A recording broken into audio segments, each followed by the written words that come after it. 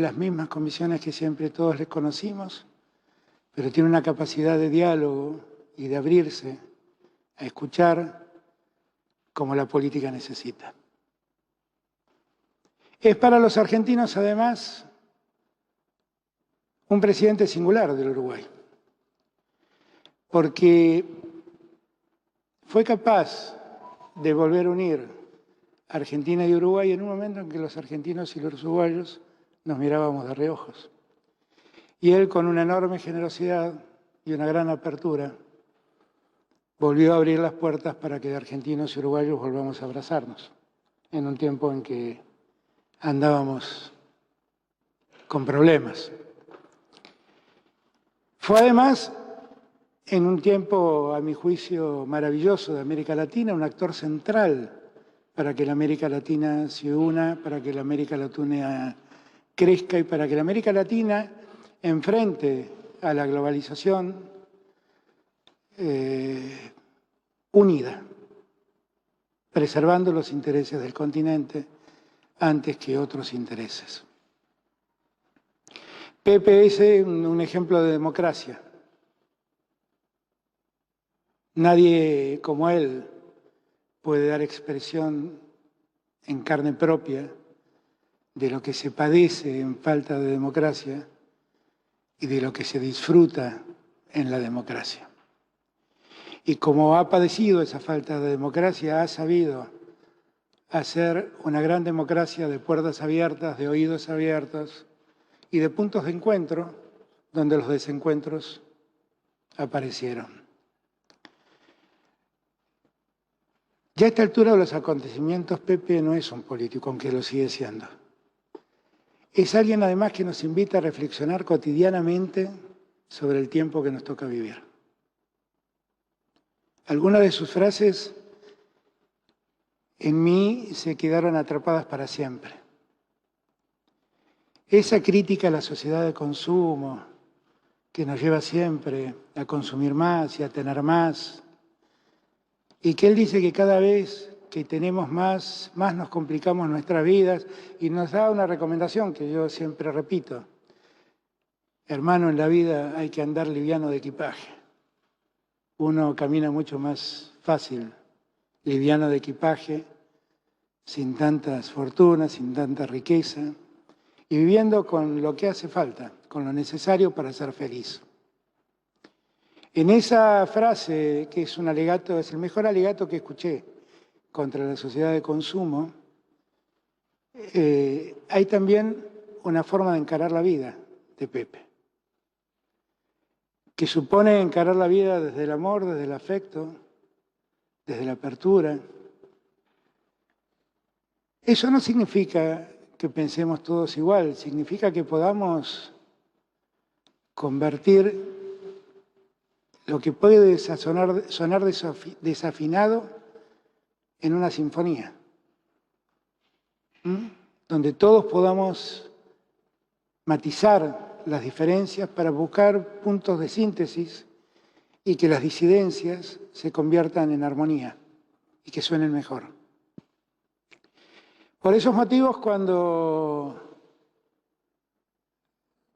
fui presidente, desde el primer día dije: Argentina merece darle el más alto reconocimiento a un hombre inmenso que por ahí los uruguayos no se dieron cuenta, pero que es un emblema en todo el mundo de lo mejor de la política.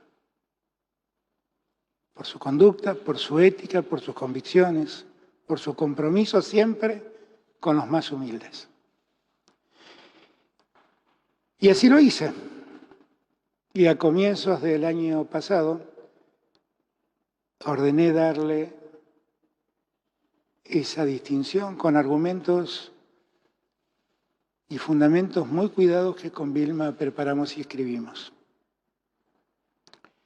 y que solo reflejan lo que francamente sentimos por este gran expresidente, este gran latinoamericano, este hermano de la Argentina y este queridísimo amigo que es Pepe Mujica.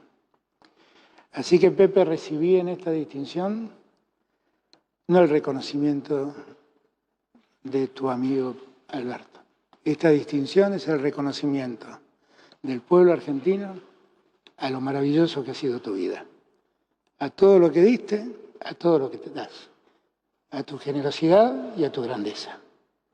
Felicitaciones, Pepe.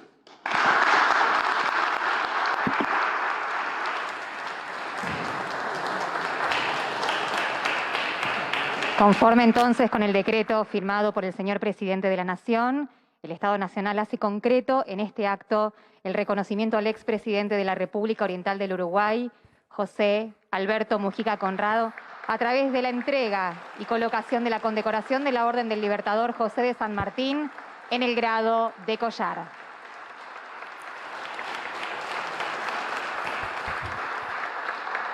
Bien, muy buenas tardes a todos, bienvenidos a Tarde a 24, bienvenidos a MMD. Ahí estamos viendo imágenes del Salón Blanco de Casa de Gobierno, donde están haciéndole un homenaje que encabeza el presidente Alberto Fernández al expresidente de Uruguay, José Pepe Mujica, que además viene a la Argentina Pablo Vinocur, que nos acompaña en el día de hoy, para homenajear también un nuevo aniversario del fallecimiento de Néstor Kirchner. Sí, a ver, formalmente le entrega la condecoración del collar de la Orden del Libertador General San Martín. Eso es en Casa Rosada, en el Salón Blanco. Para eso está en este acto, pero además va a participar en el acto que a las 17 del día de hoy se hace por el aniversario, el 11 aniversario de la muerte de Néstor Kirchner, que además es un acto que simbólicamente va a ser importante para el Frente de Todos porque va a tener la presencia de todos los sectores que integran el Frente, ¿no? Así que una presencia internacional para darle también un poco de volumen político al Frente de Todos y también un poco de volumen internacional, ¿no? A ver, escuchemos un poquito qué dice Pepe Mujica. De tiempo inmemorial necesitamos reliquias, símbolos que tratan de resumir nuestros sentires. Inventamos las banderas, signos de todo tipo. Así somos los sapiens.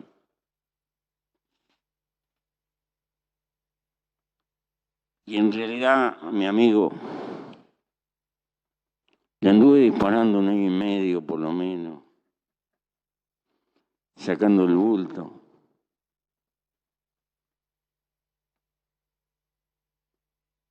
Se atravesó esta pandemia. Y estoy veterano.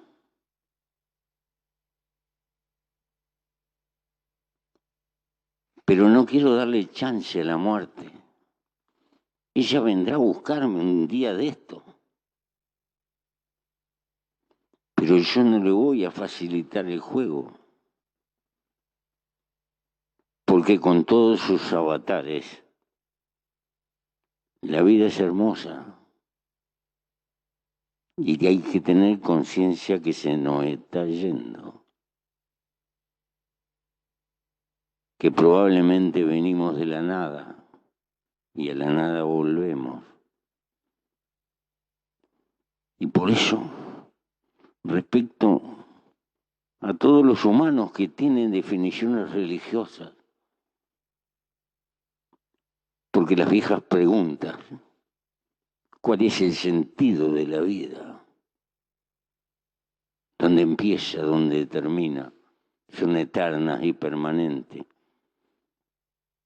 Y estamos programados para luchar por la vida.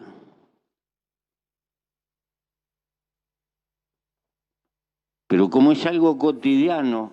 Bueno, ahí está Pepe Mujica, el ex presidente de Uruguay. Obviamente tiene una relación personal muy estrecha con Alberto Fernández y siempre es muy criterioso, ¿no? en los conceptos respecto a la política de la Argentina y lo que él considera todo lo que significa la grieta en la Argentina y la imposibilidad de ponerse de acuerdo en ciertos consensos básicos, como sí ocurre en otros países de la región, empezando por el propio Uruguay, ¿no? Donde hay efectivamente también mucha efervescencia política, pero hay ciertas coincidencias básicas.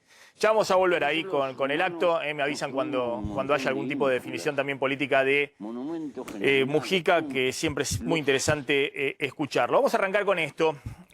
fíjense lo que está ocurriendo desde el punto de vista del gobierno y de la oposición. El gobierno que llama al diálogo a la oposición, pero al mismo tiempo los denuncia por antiargentinos y por impulsar un golpe blando. Hoy ha ratificado Victoria Tolosa Paz la idea de que la oposición está jugando a la desestabilización del gobierno. Engancho esto también con lo que dijo Máximo Kirchner el fin de semana en el acto de la Cámpora, hablando también de movimientos destituyentes. En el mismo sentido va la expresidenta. La pregunta es, bueno, ¿cuál va a ser la definición hacia adelante? Si el gobierno, después del 14 de noviembre, insiste con el llamado al diálogo que planteó inicialmente Sergio Massa, junto con el presidente Alberto Fernández, o va más a un escenario de confrontación. Esto no es algo que uno pueda pensar que es algo aislado, porque está claro que para esta época del año, para esta elección, el gobierno había venido con un escenario sumamente optimista, que dejando atrás la pandemia, que la vacunación iba a generar una recuperación económica y al mismo tiempo la desaceleración de la inflación que había prometido Guzmán para esta parte del año, junto con la renegociación de las paritarias ahora en el 45%, iba a permitir una recomposición del poder adquisitivo de los salarios, de las jubilaciones, de los ingresos fijos en general y una recuperación del consumo. Ese escenario obviamente quedó totalmente hackeado por la aceleración inflacionaria que quemó todos los cálculos del ministro de Economía, y con la inflación nuevamente muy firme arriba del 3% mensual, 52% anual, aparecen todas las tensiones en la economía y el principal problema desde el punto de vista electoral del gobierno, que es la erosión de los salarios permanente, que se reflejó en la elección de las PASO y que probablemente se repita en la elección general del 14 de noviembre. ¿Cómo se sigue después? Es un interrogante muy grande y está jugando con la inestabilidad también de este momento. Atención que tema inflación y tema dólar eran temas que para el gobierno desde un primer momento, ya desde el año pasado, estaban en primer lugar en la agenda, pero había mucha confianza de que podía atacarse esos temas y llegar a esta elección con un escenario mucho más controlado. Evidentemente eso no se logró y se, de alguna manera, desenfundan algunos argumentos que aún en el peor momento el año pasado, con la crisis cambiaria de octubre del año pasado, que llevó el dólar a 195, que ajustado por inflación sería una disparada del dólar ya en octubre del año pasado a 290 pesos a valores de hoy, es decir, una crisis muy, muy grande. En ese momento el gobierno no apeló a las teorías conspirativas o a la confrontación dura con los empresarios, pero sí lo está haciendo ahora. Sí ahora que venía con el problema inflacionario, muy difícil de resolver en el corto plazo, y no encontraba un relato, ha sacado el tema de los acuerdos de precio y congelamiento y la identificación de empresarios que no se quieren disciplinar y que siguen remarcando precios. Y en el tema del dólar está esta idea de que hay una conspiración, hasta el propio ministro de Economía se suma a esa onda, planteando que hay algunos que quieren desestabilizar totalmente al gobierno y presionan fuertemente por el mercado cambiario. Cuando hemos dicho que esto es un clásico de todas las elecciones en la última década en la Argentina, ya sean gobierno de Cristina o el gobierno anterior de Mauricio Macri. La pregunta es si esta estrategia, que les sirve claramente para unificar filas dentro de la coalición de gobierno y al mismo tiempo enviar una señal a su electorado, que lo sigan acompañando porque del otro lado está el adversario que busca la desestabilización, la disparada del dólar y una inflación todavía mayor, sirve para gobernar después del 14 de noviembre. Porque uno tiene la impresión de que hay una contradicción. Puede servir desde el punto de vista electoral en el corto plazo, ya no para ir a buscar un electorado independiente o crecer respecto a la elección del 2019 o sostener esos datos de la elección del 2019, sino cerrar filas en el electorado propio, encontrar una épica, un relato y sobre todo tratar de cauterizar muchas de las internas muy fuertes que se están dando dentro del propio gobierno de cómo se sigue después del 14 de noviembre. La pregunta es si eso sirve para gestionar en el futuro o no. Ya está Facundo Nejamsky, gracias Facundo por venir.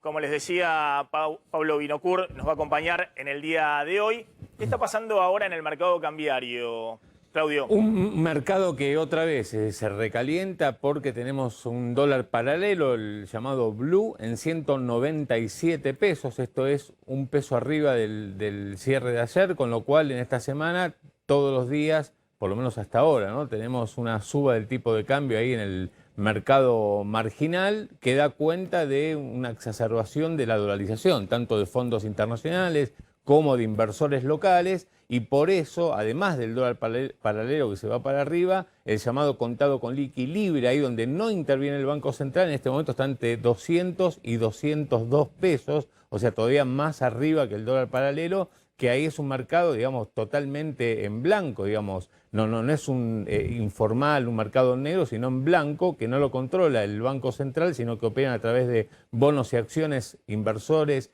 y empresas, y está en un valor también máximo, récord en el año, y récord desde todo punto de vista. Y el contado con liqui intervenido en 182 pesos, y como siempre, Maxi, ahí está vendiendo, atención con esto, el Banco Central ayer vendió 12 millones de dólares en ese mercado. Algunas consultoras están hablando incluso de que le está costando otra vez 20 millones de dólares diarios, con lo cual, bueno, pierde reservas. No se nota todavía porque digamos, por las trabas a las importaciones, el Banco Central logra comprar divisas en el mercado, entonces en términos netos queda positivo, pero bueno, le está costando mantener que no se le escape la brecha.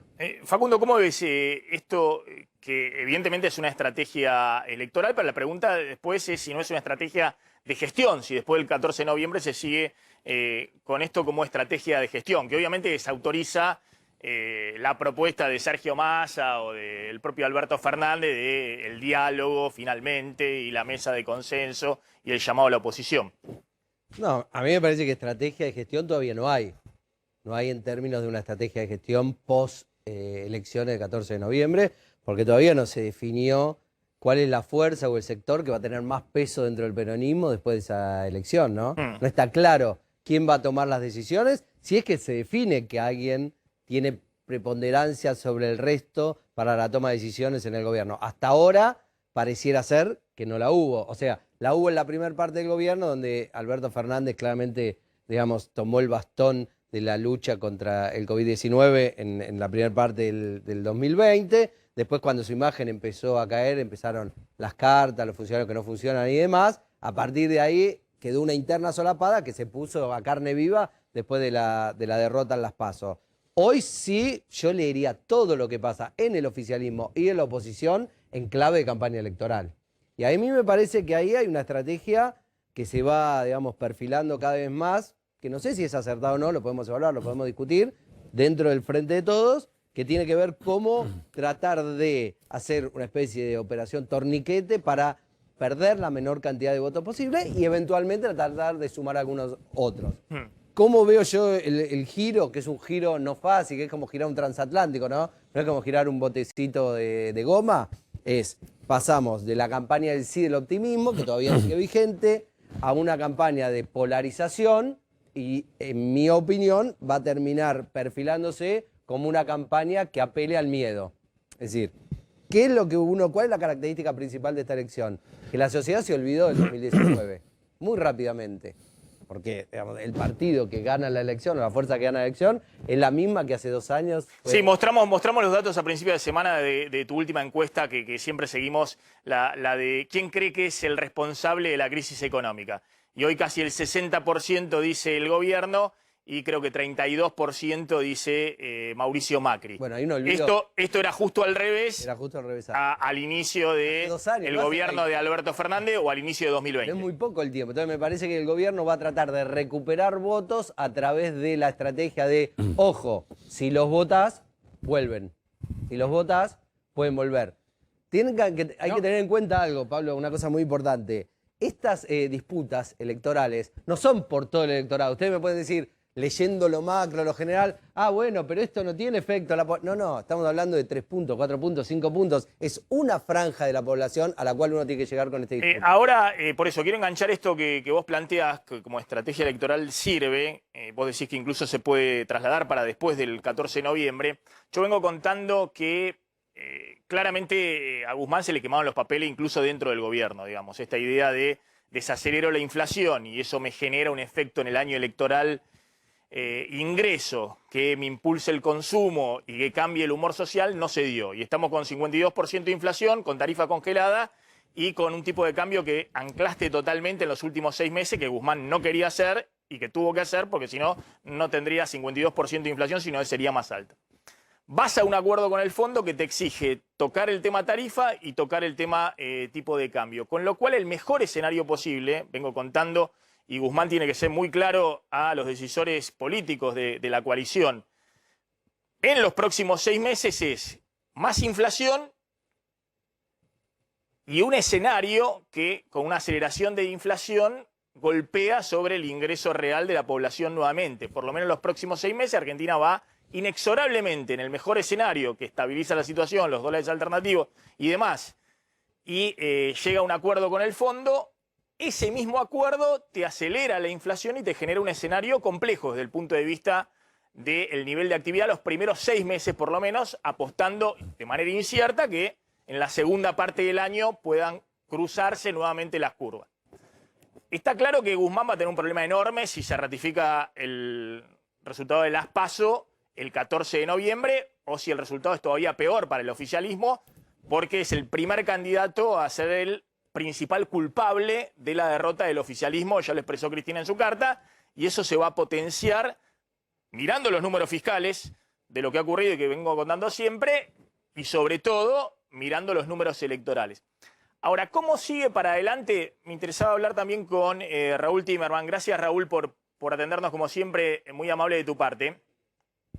Gracias, Maxi. Un placer estar aquí con ustedes. Raúl, vos tenés mucho vínculo con distintos actores del gobierno nacional a partir de tu consultora, a partir de tu trabajo. Y la pregunta que quería hacerte es esta. Si Cristina después del 14 de noviembre ordena este escenario complejo de internas que se están vislumbrando, o directamente patea el tablero y profundiza esas internas. Fíjate, te repaso brevemente lo que ocurrió en las últimas semanas, pero es conocido por todos, el enfrentamiento Bernie-Aníbal Fernández, que esconde un enfrentamiento mayor, que es todo el tema de la confrontación del gobierno nacional con la gobernadora de Río Negro por el tema mapuche y además, como efecto Esquirla, con los gobernadores de la región, con Neuquén, con Chubut y demás, que vienen siendo hasta ahora aliados del oficialismo. La cámpora que le advierte a Martín Guzmán todo el tiempo con el tema de FMI, que ha hecho hitazo de un nuevo video que está circulando, no le vamos a pagar al fondo con el hambre del pueblo y demás, en medio de la negociación del ministro de Economía. Máximo Kirchner, que le dice a Kicillof y Alberto Fernández, si tienen dudas, chiflen, si tienen dudas respecto a profundizar el rumbo de la confrontación con los medios de comunicación, con el establishment, es decir, con lo que llama el poder real. Como decía la gobernadora de Río Negro, cruzando al gobierno nacional, en un hecho que tiene en el medio cómo van a votar los senadores de la región cuando el gobierno tiene comprometido el quórum propio si se confirma el resultado de las PASO en el Senado a partir del 14 de noviembre.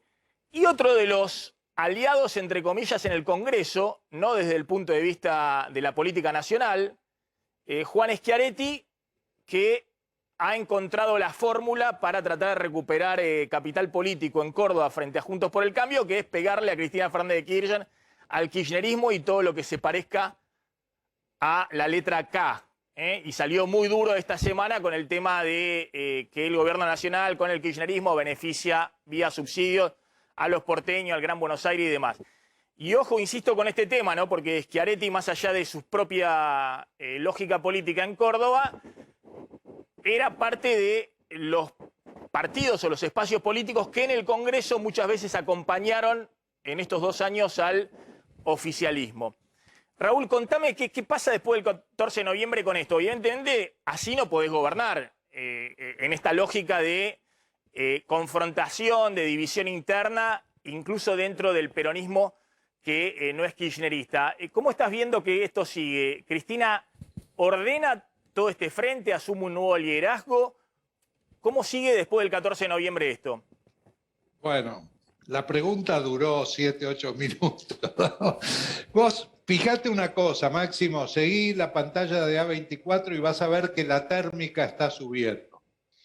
Y lo que está pasando en la política argentina es eso. Básicamente, en época electoral, la térmica sube. Tenés que ver algunas señales. Anticipar que va a ser Cristina no se pudo hacer nunca. No lo pudo anticipar la persona que más cerca estaba de ella, que era Alberto Fernández, durante este año y medio. No pudo anticipar. Ayer se cumplió 1 año de la famosa carta del lunes 26 de octubre. Hay funcionarios que funcionan y funcionarios que no funcionan. Cuando Cristina dice eso, ve venir lo que está pasando ahora. Ve venir, porque ella, después hacia fin de año, en La Plata, dice una frase que no hay que olvidarse. Hay que alinear los sueldos con las tarifas, en especial los ingresos de los jubilados y los precios de los alimentos.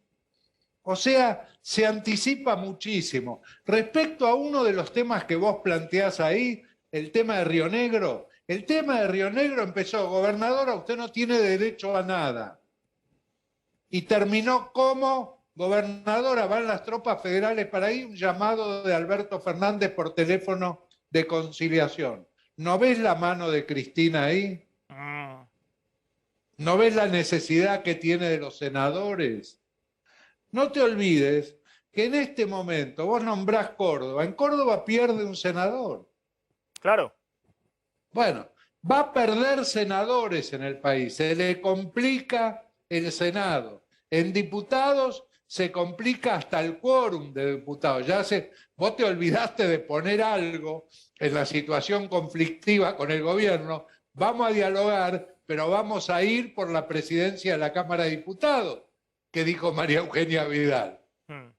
Entonces, estamos en época electoral, es época de guerra, de confrontación, es época de cizaña, es época de mentiras.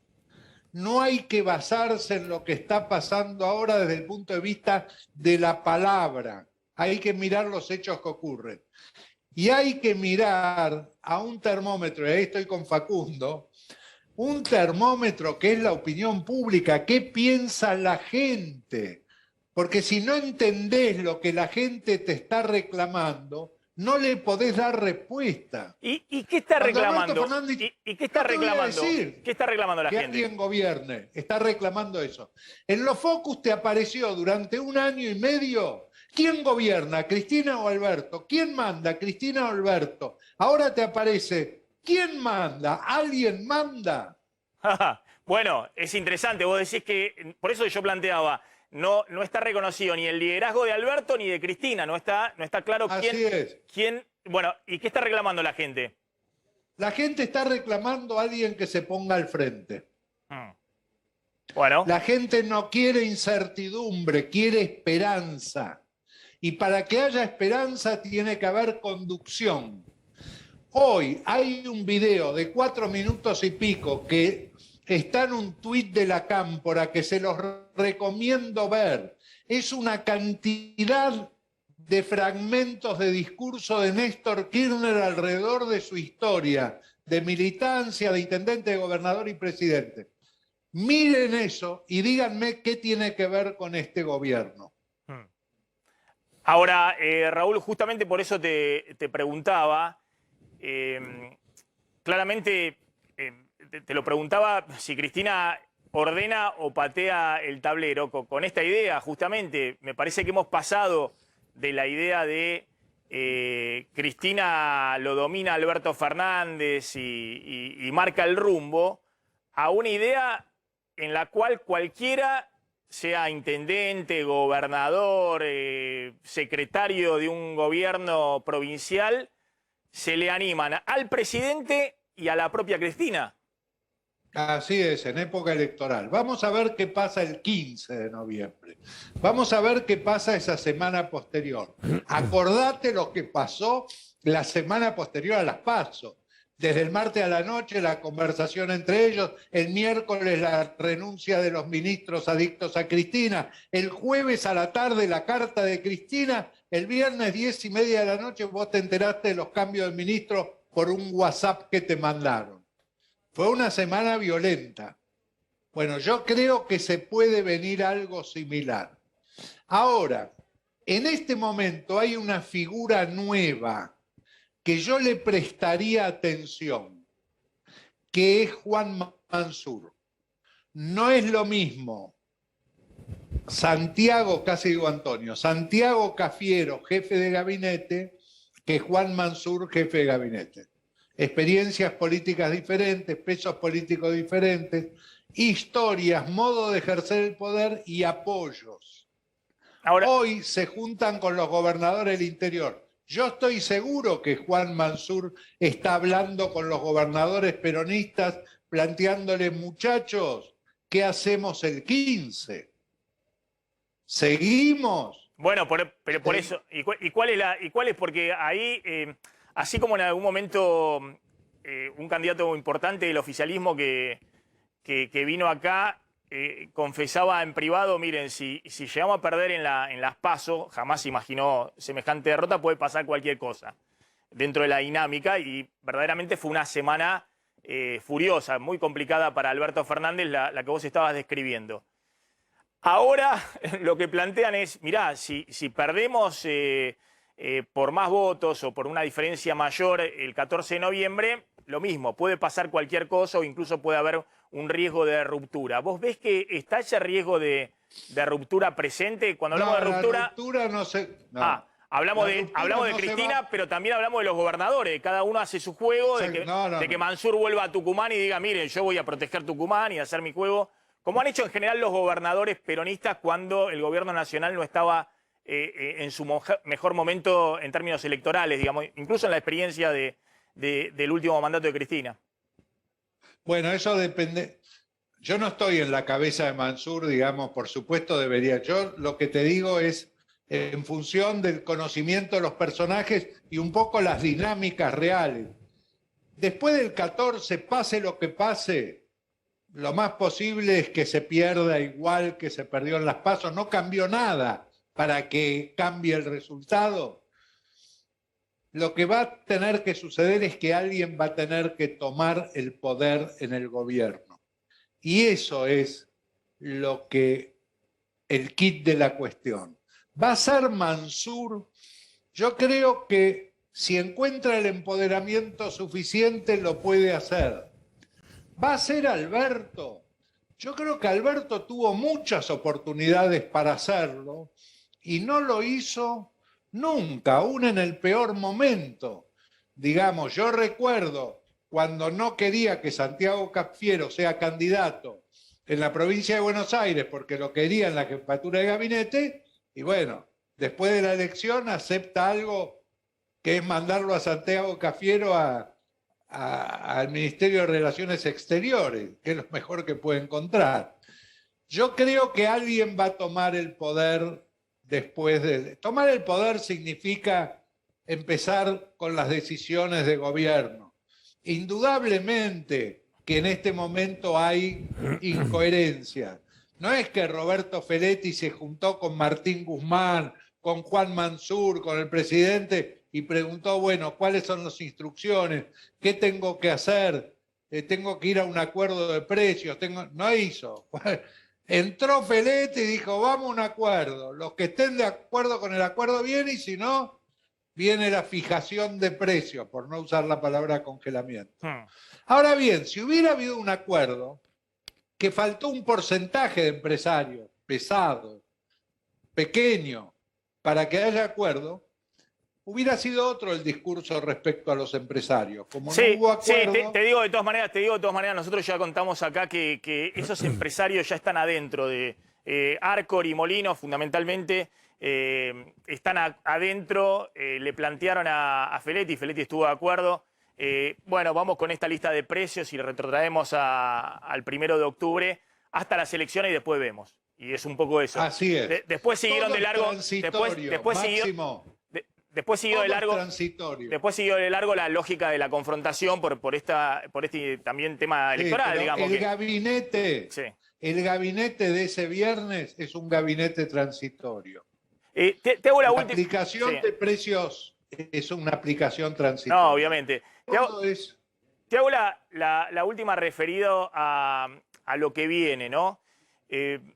Está clarísimo que si no pudiste, justamente en los 6 meses de la campaña electoral, no pudiste revertir el tema de lo que vos planteabas hace un año, decía Cristina, que los salarios, que las jubilaciones, que los planes sociales tenían que ganar a la inflación. No lo pudiste hacer en la campaña electoral. Bueno, vienen 6 meses más complicados todavía. Yo vengo contando hace ya varios programas que en las últimas 4 elecciones, 2 con el gobierno de Cristina y 2 con el gobierno de Macri, 2013, 2015, 2017 y 2019, los 6 meses previos el dólar oficial fue muy despacito y la inflación se desaceleró. Esta es la excepción. El dólar oficial fue despacito, pero la inflación se desaceleró muy poquito. Y que los 6 meses posteriores siempre tuviste después de las elecciones, y es lo que están descontando todos, obviamente, no es solamente los desequilibrios presentes y la incertidumbre respecto al futuro, sino que también todos vemos la historia. Los 6 meses posteriores a todas las últimas 4 elecciones, pondría 5 elecciones, contando también la del 2011, lo que tuviste fue una aceleración inflacionaria y un dólar que corría más rápido y obviamente también impulsaba los precios, ¿no? El dólar oficial estoy hablando. Sí, sumale a eso un gobierno que perdió la elección. Claro, en el mejor escenario posible, que es, acordás con el FMI, ese escenario se cristaliza porque el fondo te está reclamando hacer algo con las tarifas de servicios públicos y movés más rápido el dólar oficial, que con la confianza del acuerdo no se te va a mover la brecha, incluso puede bajar el techo de la brecha. Eso es total incertidumbre, pero es la idea, el esquema del Fondo Monetario y es sin duda lo que Guzmán tiene en la cabeza. Entonces, yo te pregunto, ¿cómo hace la política para digerir que después de una elección en la cual te fue mal, en la que el ministro de Economía te había prometido que era el año del resurgimiento y demás, tenés por delante 6 meses por lo menos, si sale todo bien, nada más que 6 meses, pero después de 4 años consecutivos de recesión, de caída de salario real y de 50% de inflación, 6 meses donde tenés inflación más alta y muy probablemente más caída de ingresos reales de la población. Maxi, vos sos muy joven, pero ya lo dijo Álvaro Alzogaray. Va a haber que pasar el invierno. Van a ser 6 meses complicados. Sí, efectivamente. Y en esos 6 meses complicados necesitas un gobierno fuerte. Por eso yo creo que no se va a romper la coalición. Apenas aparezca alguien dispuesto a hacerse cargo, digamos, los otros se van a encolumnar detrás de ese, del que se quiera hacer cargo.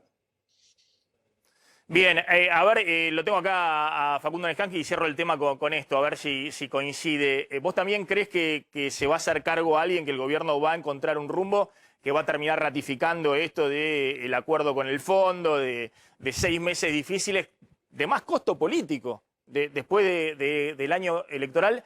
¿Vos crees que eso va a ocurrir también?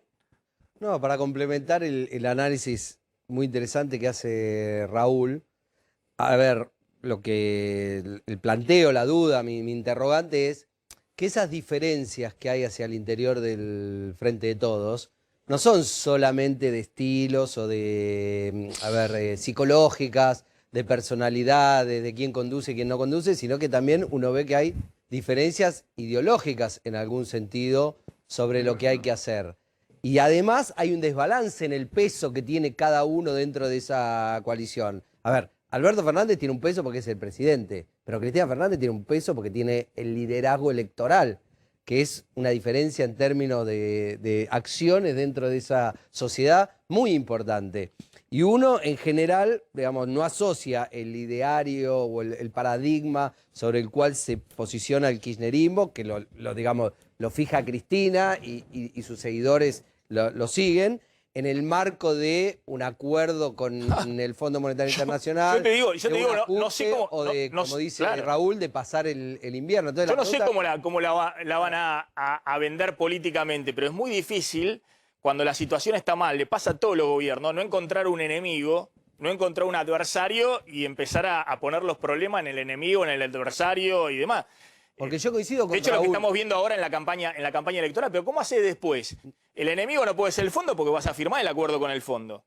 Y las consecuencias las vas a ver en los precios, las vas a ver en el margen de maniobra que tengas para recomponer ingresos y demás. Yo coincido con Raúl en que Juan Mansur, por experiencia política, por capacidad, por relaciones, por el mundo en el que, digamos, él se sabe insertar, no solo en Argentina, sino en el plano internacional, tiene la cabeza y la visión como para poder liderar una situación de esas características. En eso coincido con Raúl, que entiendo qué es lo que él está diciendo. Ahora la pregunta es, no sé si me imagino a Cristina... Acompañando eso. No, acompañándolo dócilmente, porque eso requiere un acompañamiento dócil, porque estamos, digamos, cada vez las posibilidades de condicionar al Fondo Monetario son menos, ¿no? Que vos decís, no, si no me cambian la sobretasa, eso es como todo fuego artificio para acá adentro. La verdad que eso no funciona. Eso es un tema muy importante, es clave y demás, pero una vez que el FMI diga sí a eso...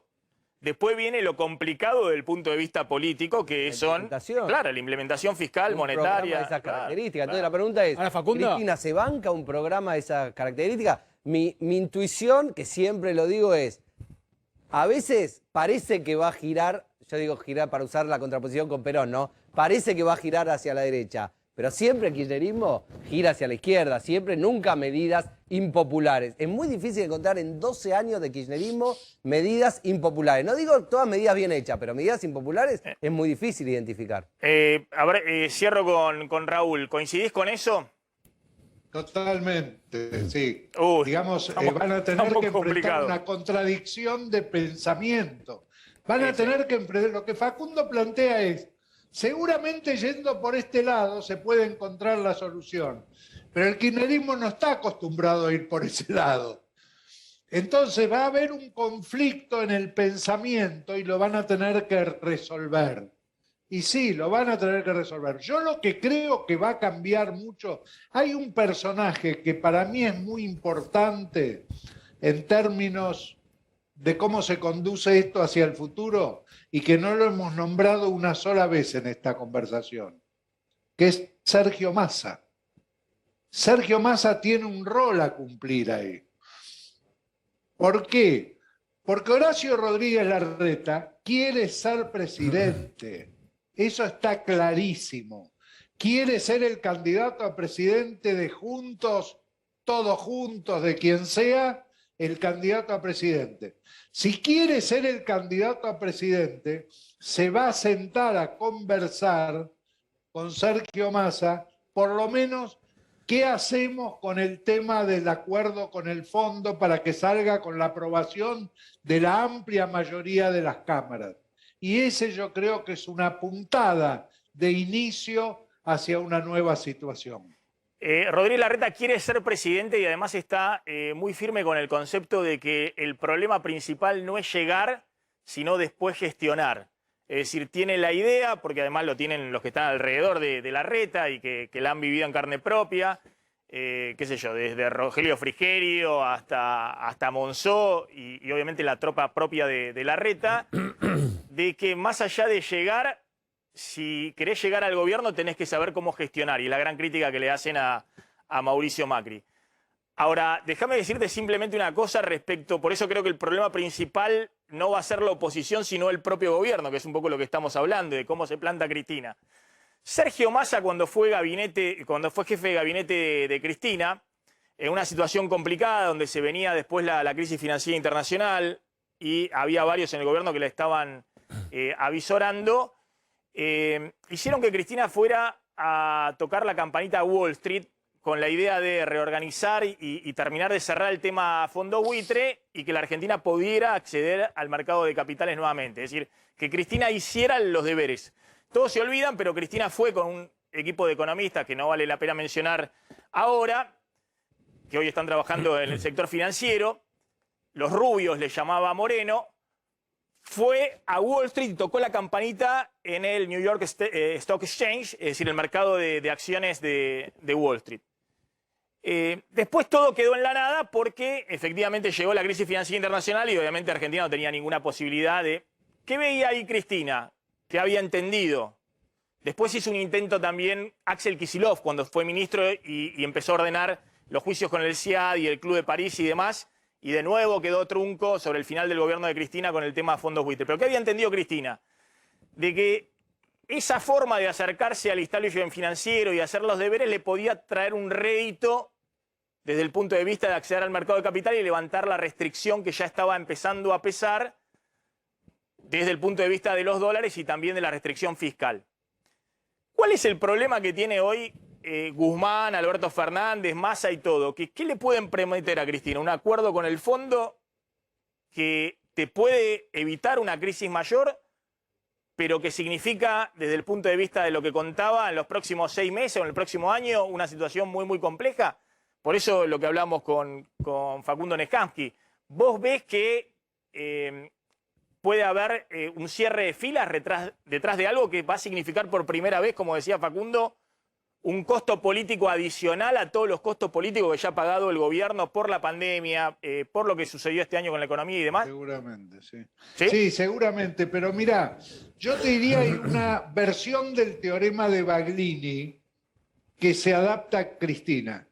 Cristina, cuando mayor es el grado de dificultad, más razonabilidad aplican las soluciones. Y yo, punto 1. Segundo punto, alguno de esos rubios que la acompañaron, o alguno de esos, sigue siendo un interlocutor económico de Cristina. Y no quiere decir que haya una situación de reemplazo. Puede llegar a sumar gente. Yo creo que va a haber cambios a partir después de las elecciones. No sé si la primera, la segunda o la tercera semana. Pero va a haber cambios y va a haber empoderamiento y vas a ver que se empiezan a tomar decisiones con una convicción y una fortaleza que hasta ahora no ocurrió. Raúl, gracias. Ahí estaba Raúl Timerman, muy interesante gracias. Siempre. Ahora la seguimos con Facundo Neskamsky. Vamos a hablar del tema del día, la ley de etiquetado, qué significa. Y ha habido un consenso ahí en la Cámara de Diputados, en este momento en plena campaña electoral. 200 diputados, Pablo, sí, votaron a favor de la ley, sí, incluido la mayor parte del bloque de Juntos por el Cambio. Sí, pero con algunas diferencias también, porque hubo muchas presiones por parte de las cámaras de alimentos y justamente el tema del congelamiento de precios se metió en el debate también, y en buena parte de todo lo que fue el debate en diputados de ayer, el peronismo aprovechó, trajo al tema del congelamiento de precios y de las empresas que se opusieron al congelamiento y lo metieron todo en la misma bolsa, ¿no? Entonces hubo algunos diputados que sí se opusieron, que se abstuvieron, y lo que hubo también es una crítica por cómo fue redactada la ley. Porque... Ahora, Pablo, discúlpame, ¿hace cuánto que no pasaban una ley con el lobby feroz de las empresas alimenticias atrás con 200 votos de diputados? Sí, es una ley que, a ver, no tiene, no, a ver... Es como pasarle una ley al sector de laboratorio que te voten 200 diputados, ahí ha habido algo más, digamos, porque... Sí, hubo presión de la sociedad civil, por supuesto. Lo que también pasó es, como pasó con el aborto, que hubo alguna cuestión medio transversal que entre los que se opusieron, que fueron 22 más 16 abstenciones, hubo gente de todos los partidos. No hubo una oposición que es oficialismo contra oposición. Hubo 200 a favor, era muy difícil oponerse a la ley. Lo que se 22 se opusieron nada más, 22 diputados. Y 16 abstenciones. Lo que sí hubo también es algunas diferencias en el articulado en general, en la votación, en particular, por algunas cuestiones como, por ejemplo, que no estuvieran excluidos dentro de los productos los lácteos, que es algo que decían, bueno, los lácteos no tienen que tener una leche entera, no tiene que tener el sello de alto contenido en grasas, o un yogur que tiene un poco de azúcar. Bueno, a ver, la polémica pasa por este lado y seguramente se va a trasladar a la reglamentación. A ver si en la reglamentación se pueden excluir algunos productos que no deberían estar. hubo alguna oposición también, incluso por sectores vinculados al jefe de gabinete, Juan Mansur, que siempre estuvo en contra. Las provincias porque en su provincia no, pero terminaron votando a favor. Los diputados de Tucumán, del Frente de Todos, terminaron votando a favor, aun cuando tenían un dictamen de minoría. Por eso, porque hay un compromiso de que en la reglamentación esto se pueda corregir. Haya limitaciones. Ahora vamos a hablar... limitaciones adicionales. Lo que hubo sí es algunas críticas a cómo fue armada la ley en torno a esto que te decía, porque hay algunos artículos que, si no se reglamenta adecuadamente, puede tener algunas cosas que sean contrarias a lo que propone la misma ley. Ahora vamos a hablar del tema de la ley de etiquetado frontal. Yo insisto, ahora quiero hablar con los expertos y demás, lo he visto en Chile cuando viajé a Chile, me impactó mucho, también en Uruguay, en otros países de la región, que además son agroexportadores, digamos, son países productores de alimentos, pero va con una cuestión del tema sanidad, del tema salud pública. Lo que sí me impresionó es semejante grado de consenso en medio de una campaña electoral. Y cuando tenés del otro lado, no solamente a las empresas productoras de azúcar, detrás, que forman parte del propio bloque del oficialismo, sino también a las empresas alimenticias más poderosas de la Argentina, que son además las más poderosas de la Argentina, porque Argentina es un productor mundial de alimentos. Y aún así, que todos los que están enrolados en la COPAL, en mayor o menor grado, pusieron objeciones a... Pero está bien, pero hubo 22 diputados, digamos. ¿Qué le pasó al lobby feroz de la COPAL y de la industria alimenticia? Tuvieron 22 diputados nada más que lo apoyaran. Esa es la novedad política, que en medio de una campaña electoral, oficialismo y oposición aprueban una ley que, insisto, tiene un impacto económico fuerte y que tiene detrás a las empresas más poderosas del país. Y aún así, la ley pasa como por un tubo con un consenso inédito. Ahora vamos a hablar de qué trata la ley. Antes vamos al móvil, un segundo, que ahí está Lili Caruso. Atención que hay una movida en el Congreso y ya hablamos del tema etiquetado. Liliana. Hola, ¿cómo estás, Maxi? Muy buenas tardes, exactamente. Vos dijiste aquí en el Congreso, porque se está haciendo una manifestación, una protesta de aquellos trabajadores de la tierra, de la Unión de Trabajadores de la Tierra, que vienen hoy a ofrecer productos baratos, digamos, al público. Es el tercer día que se están manifestando. Esta muestra va a terminar mañana al mediodía. Y vos lo que vas a ver acá son precios populares de las quintas, directamente de aquel que la cultiva. ¿Por qué? Porque lo que piden, Maxi, es que las tierras que ellos trabajan puedan de alguna forma ser compradas, que les puedan dar créditos. Porque recién comentaban, aquellos que, por ejemplo, hacen mozzarella con algunos elementos de tambo, aquellos que producen la verdura, que la vas a ver acá, ahora te voy a mostrar precios que vas a ver que te van a asombrar, lo que dicen es, a nosotros nos pagan 30 pesos y ustedes cuando van a la verdulería capaz ven algo a 200 pesos, a 150 pesos. Esa es la diferencia. Por eso lo que vienen a hacer es mostrar los precios que puede tener la economía. Ellos la llaman la economía popular. Por ejemplo, podés comprar acá un kilo de zapallitos a 40 pesos, un kilo de zanahoria a 50 pesos, 3 paquetes de espinacas por 100 pesos, apios por 30 pesos. Y es lo que más podés ubicar es las frutas y verduras. Bien, Lili, volvemos ahí, esperanos, en un ratito volvemos ahí al Congreso, que tenemos el tema etiquetado acá en el piso, y en un ratito volvemos con Liliana Caruso. Están con nosotros Sergio Britos, que es profesor en nutrición, está Sandra González, que es titular de ADECUA, Asociación de Consumidores, y está la diputada Carla Carrizo, de Juntos por el Cambio. Empiezo por la diputada Carrizo, por esto que contaba, que es inédito que voten 200 diputados, ya había sido aprobada en el Senado en medio de una campaña electoral, donde además hay intereses económicos muy importantes detrás. ¿Por qué considera que hubo semejante consenso alrededor de esta ley, diputada Carrizo? ¿Cómo estás, Maxi? Buen día a todos, porque nosotros recién terminamos prácticamente la sesión de anoche. Sí.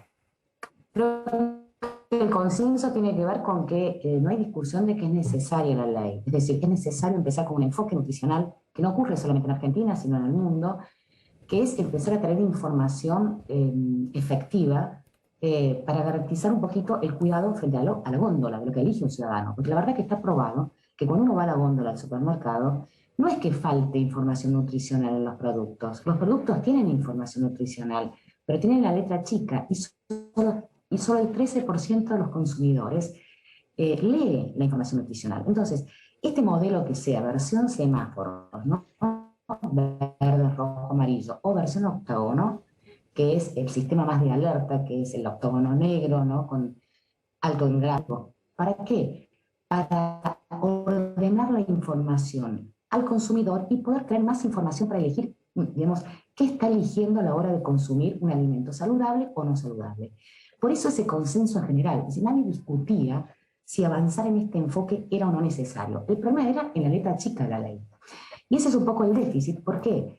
Porque la verdad que lo debatimos bien, lo veo ahí a Sergio, que también participó de las informativas de la Cámara de Diputados, pero el problema fue un poco la impotencia, votar a favor sin poder modificar una sola coma de la ley. Y eso es lo que tenemos que aprender, digamos, que no debe ocurrir en el Congreso Nacional. Porque este tipo de leyes atraviesa a todos los partidos. Entonces, cuando el oficialismo se apropia de un tema, lo partidiza, y cuando lo partidiza, lo achica. Es decir, y esas leyes, que podrían ser mejor en términos de aplicabilidad y demás, empezamos a sancionar leyes que finalmente son una carrera de obstáculos para la implementación efectiva de la política. Entonces, eso es lo que ha ocurrido anoche, digamos, en este periplo que empezó con una sesión fallida, ¿sí? Todo el mundo a favor, pero no había sesión. Y anoche todo el mundo a favor, pero con la impotencia, con algunos cambios que mejoraban muchísimo la ley, generaban certeza, y que finalmente no se pudieron dar, y que entonces aparece un poquito esta idea de que el Ejecutivo la va a reglamentar. Pero las mejores leyes no son las que reglamenta el Ejecutivo. Las mejores leyes son las que generan certeza para los actores a quienes va dirigido. Ese es un poquito el panorama de anoche, Max. Bien, esperemos un segundito, diputada, a ver si desde la producción podemos mejorar un poquito la conexión de la diputada Carrizo, así le hacemos otra pregunta. Está Sergio Brito, que es profesor en nutrición. Sergio, gracias por atendernos como siempre. Bueno, ¿cuál es el sentido de la ley y qué se debatió acá y qué se debate en el mundo respecto al tema salud y economía? Bueno, en realidad, Maxi, buenas tardes a Carla, a Sandra. Sí. En realidad el etiquetado frontal de alimentos, en buena hora que en Argentina hemos llegado a tener una regulación del mismo. Es decir, Argentina de alguna manera se pone entre el conjunto de países en el mundo que viene interviniendo en materia de promoción de una alimentación saludable, y el etiquetado frontal, tener una información ágil, franca, simple de leer en la parte frontal del envase de alimentos, es una manera muy interesante de poder promover justamente una dieta saludable. Creo que en buena hora que hemos avanzado con esta ley. Creo que es una ley imperfecta. Hemos participado de las discusiones tanto en el Senado como en la Cámara de Diputados. Creo que el principal punto flojo que tiene la ley es el artículo 6º, que establece como criterio para definir cuándo un alimento va a tener o no mensajes de advertencia un sistema que se llama Sistema de Perfil de Nutrientes de la OPS, que solamente se utiliza en 2 países en todo el mundo, que son México y ahora la Argentina. Todo el mundo utiliza otros sistemas que permiten clasificar mejor a los alimentos con base en la evidencia científica. Eso lamentablemente va a conducir a algunos errores de interpretación en la gente una vez que el etiquetado esté implementado. Es muy difícil de reglamentar esta ley tal como ha sido sancionada, y fundamentalmente por obra de este artículo 6º, que va a generar muchas contradicciones. Alimentos que tienen valores muy distintos, por ejemplo, de azúcar, de sodio o de grasas saturadas, algunos que tienen bajos contenido van a aparecer con un sello negro, y algunos que tienen alto contenido van a aparecer sin sello. Esto va a haber que trabajarlo muchísimo en materia de educación alimentaria con la gente para lograr el objetivo final que todos pretendemos de una ley como esta, que es mejorar la dieta de la población. Yo creo que este es el principal objetivo. Reitero, está bien que tengamos una ley de etiquetado. Esto va a generar también cambios en los entornos escolares, en la regulación de la publicidad, y son todas estas medidas deseadas y necesarias.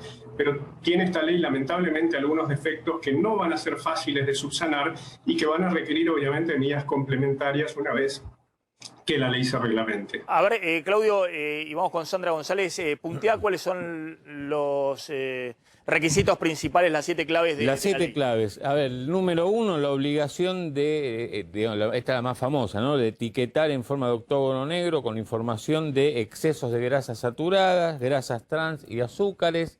Número 2, el tamaño de la etiqueta no puede ser inferior al 5% del tamaño del envase. Número 3, en caso de contener edulcorantes, el envase debe decir contiene edulcorantes no recomendables en niños y niñas. Número 4, en caso de contener cafeína, el envase debe decir contiene cafeína, evitar en niños y niñas. Número 5, 6, establece la obligación de declarar el contenido de azúcares de los productos, algo que hoy no existe, esto es un avance. Y finalmente prohíbe la inclusión de personajes infantiles, animaciones y promociones y regalos en los productos que tengan al menos un sello de advertencia. Y la última, prohíbe la publicidad y promoción destinada a niños y niñas y adolescentes de productos con sellos. Se prohíbe la publicidad y promoción. Es fuerte.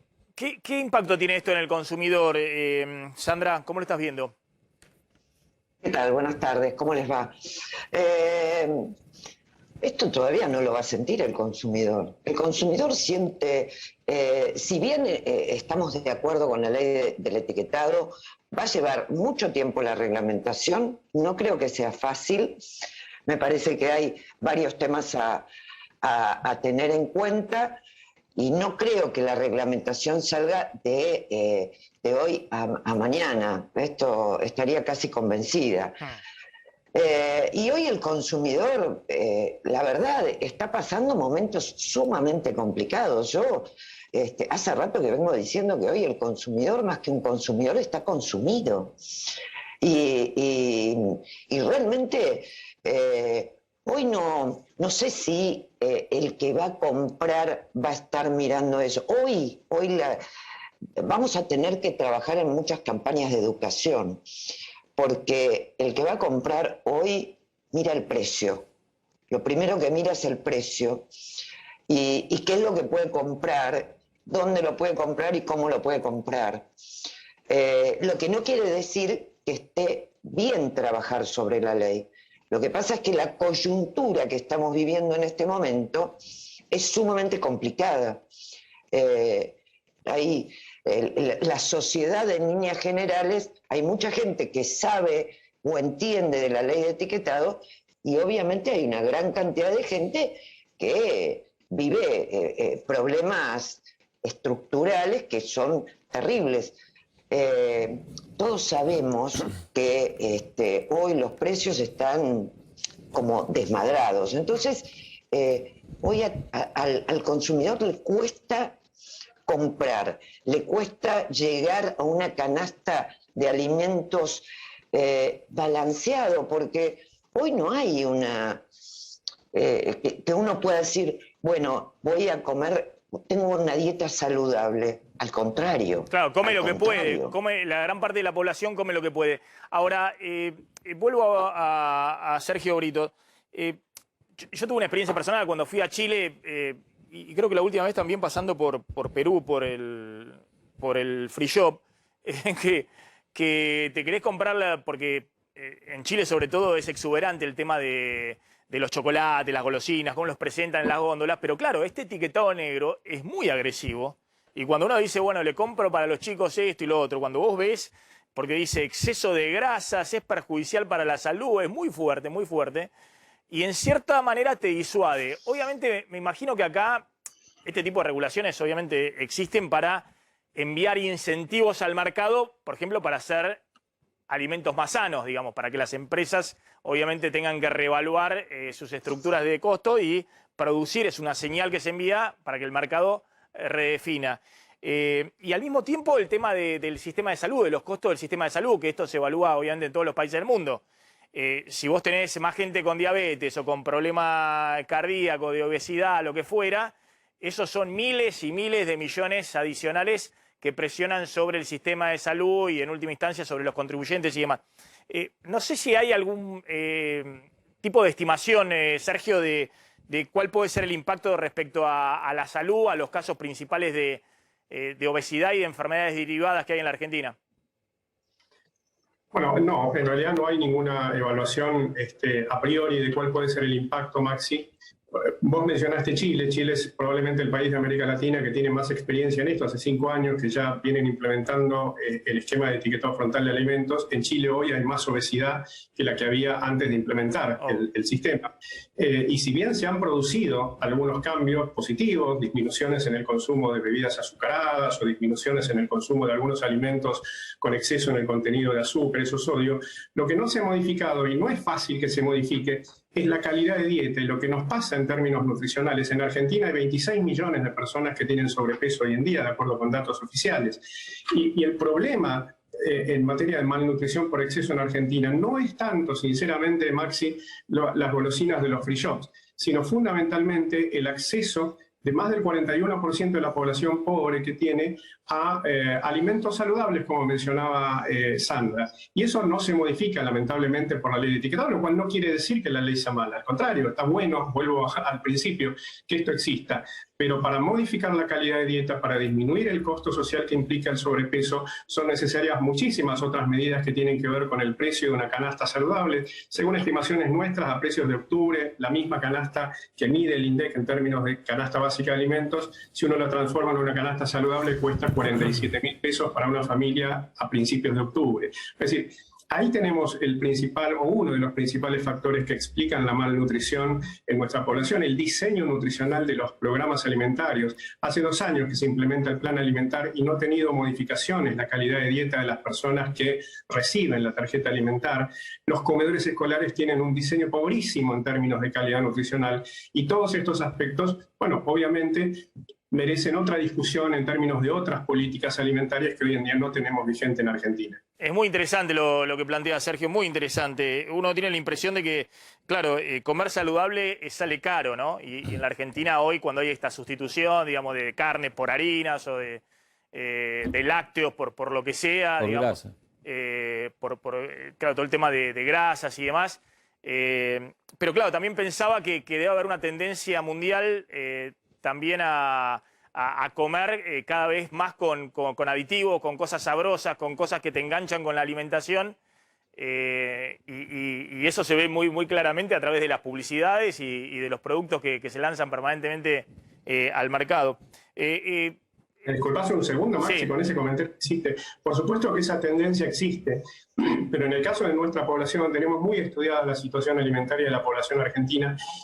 Nuestros principales excesos tienen que ver con el consumo, en primer lugar, con el consumo muy bajo de verduras, de frutas, de legumbres y de lácteos. En segundo lugar y bastante lejos, por el consumo en exceso de almidones, harinas, panificados, alimentos que aportan hidratos de carbono de baja calidad en la dieta. En tercer lugar, por el consumo en exceso de azúcares. El consumo de alimentos ocasionales o alimentos ultraprocesados es un problema y es una tendencia creciente, pero está lejos todavía, afortunadamente, de ser el principal problema que tenemos en Argentina. Tenemos otros problemas que son tremendamente más importantes y en los cuales la brecha de consumo de nuestra población, especialmente la población pobre, es muy amplia. Qué interesante. Lo vamos a retomar en algún otro momento, Sergio, porque seguramente estás hablando de que hay un problema de salud vinculado con los bajos ingresos.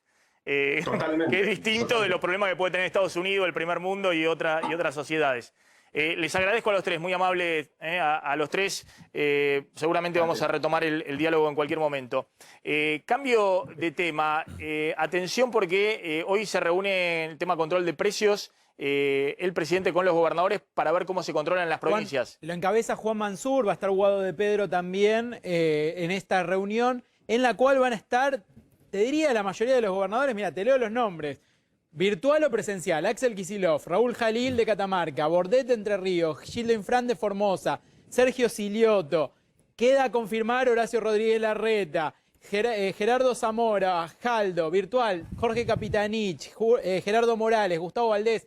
Estamos hablando prácticamente todos los gobernadores y va a haber también representación. Va a estar, por supuesto, Roberto Feletti, va a estar Matías Culfas, no va a estar Guzmán, que va a estar de viaje, pero sí va a haber representantes del Ministerio de Economía, la secretaria de Provincia Silvina Batakis. ¿Cuál es la idea de esto? ver cómo se implementa este programa de precios congelados en cada una de las provincias y de qué manera se puede articular para que lleguen. Porque una de las críticas que planteaban es, no llegan estos productos a las góndolas en el interior. Bueno, la pregunta es, ¿cómo llega? Esta reunión la encabeza, como te decía, Juan Mansur como jefe de gabinete de la Nación. Ahora vamos a hablar de Larreta, que hizo declaraciones fuertes respecto al tema de inflación, acuerdo político post... Y al tema de los precios congelados 14 también. de noviembre. Bueno, ahora vamos a hablar, me interesa tu opinión, Facundo. Está en Zoom Francisco Vivo, que es el CEO de Almundo, una de las principales agencias de turismo. Francisco, gracias por atendernos, como siempre. Hola Maxi, ¿cómo estás? Placer, Bien. gracias por invitarme. Bien, contame, a ver, dos cosas. Una, se abren fronteras a partir del 1 de noviembre a todo el turismo extranjero. ¿Qué estás viendo? ¿Qué se está esperando? Y después te voy a preguntar por el tema dólar para el turista, con qué dólar se van a manejar los turistas que lleguen a la Argentina.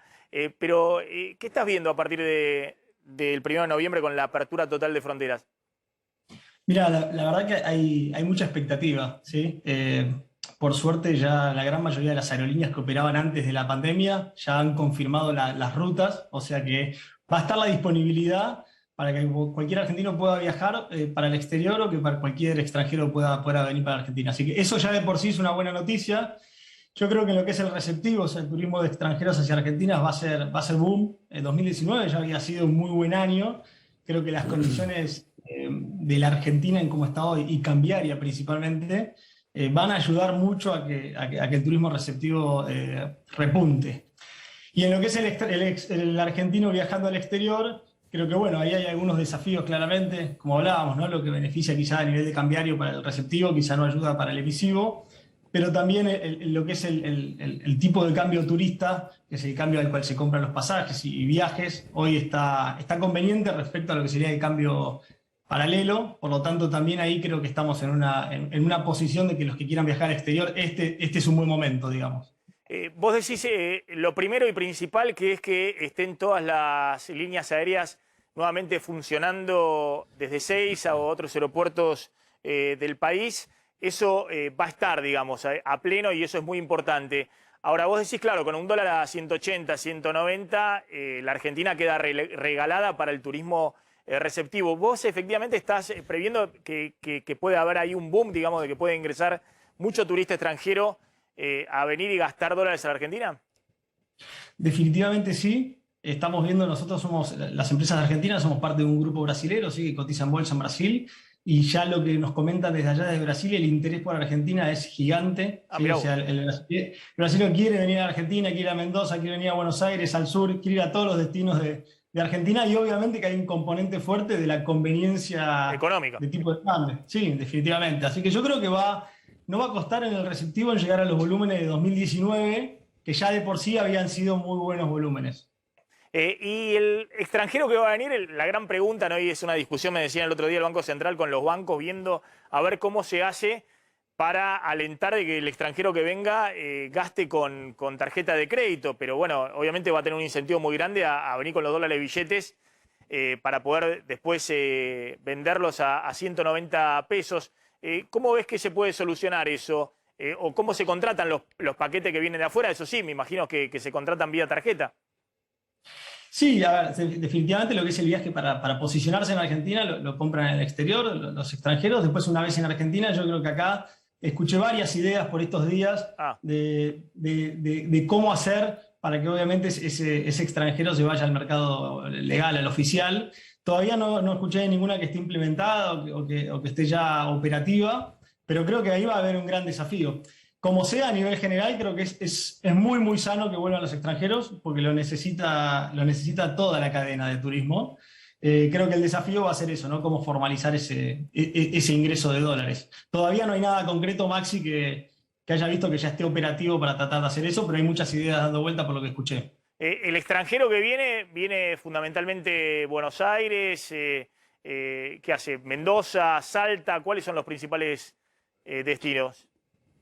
Mira, el extranjero hace stop en Buenos Aires, generalmente Buenos Aires es una ciudad hermosa realmente en ese sentido, siempre hacen stop de 2 o 3 días, y después empieza lo que es el Camino Federal, pueden ir al norte, obviamente Cataratas Altas está muy, muy demandado, va a Mendoza, que está cada vez también a los brasileños les encanta, por ejemplo, ir a Mendoza, pasarse 3, 4 días, el sur, digamos, los destinos de siempre, que en este año de vuelta van a ser más demandados que nunca porque la oportunidad que ofrece Argentina es tremenda, es muy, muy buena. Y aparte también este año hay muchos argentinos, porque estuvo el previaje. Claro, que fue un boom también. Un boom, sí, fue tremendo. La verdad que el previaje ayudó mucho a que la industria de turismo pueda sobrellevar esto que fue el cierre de fronteras internacional, digamos, ¿no? Que eso fue duro, claramente. Te hago una última. Ustedes son obviamente una agencia muy grande al mundo y también ven mucho de lo que pasa afuera, por lo que contabas con Brasil. ¿Cómo estás viendo un sector que obviamente fue el más golpeado por la pandemia? ¿Cómo estás viendo la recuperación? Yo de ahí tengo una teoría respecto también al turismo doméstico, en parte porque también con este dólar irse afuera sale muy caro, tradicionalmente a Brasil, a Uruguay o Estados Unidos.